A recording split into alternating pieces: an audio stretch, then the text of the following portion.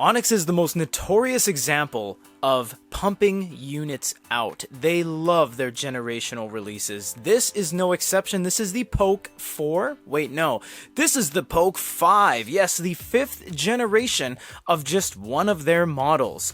And you get a free case. Let's look at the case really quick before we go ahead and open up the unit itself, because this one at the back does not say it fits everything in the Poke series, because devices up until the Poke 4 actually fit any of the Pokes. This is a very small case because this is a 6-inch unit. You get a little foamy in here, and it does seem like everything is going to attach via magnets because there's no sticky pads or anything. We will get into that when we crack the unit open, which we are going to do right now.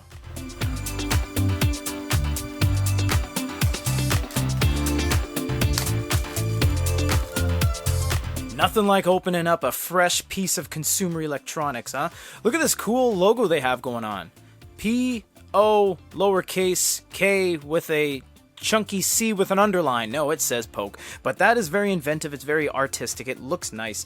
They have Go Green packaging, which has kind of vegan ink and all that kind of stuff. Now, this is made in China, of course, because they are a Chinese company, and let's just go off some very light specs, as you can see on the back. Quad core, 2 gigs of RAM, Android 11, and a 1500 milliamp battery. This is not meant to be a spec powerhouse, so it does not have a huge capacity battery. Let us take this out like this, use a little bit of gravity, and put that off to the side. Check the rest of the box. Where's the stylus, everyone? They don't have one because this is not an e-note. This has no note-taking capabilities. It may have note-taking capabilities if you download Sketch and use your fingertip, but there's no Wacom, there's no EMR, there's no stylus support. You do get a USB-C in there, and it looks like, everyone, look at this. You get a SIM card removal tool. So basically a flush door has a little hole in it, you push it, and this pops out to reveal not the SIM card, but an SD card for expandable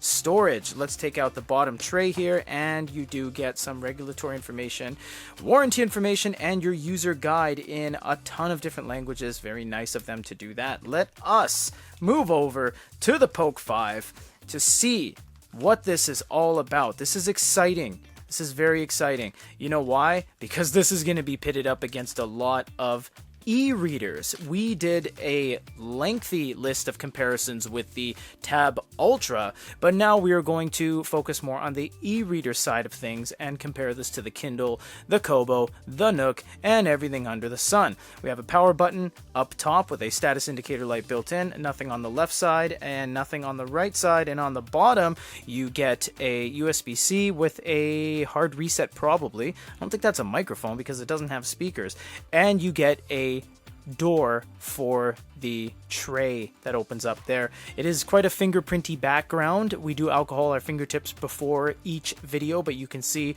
just the natural occurring oils in human skin leaves fingerprints, and this is not textured, so it does leave a lot of visual printing. Now let's just turn this on for the first time, do a first time boot up, just to show you a little bit as a pleasantry to get into what this thing's all about.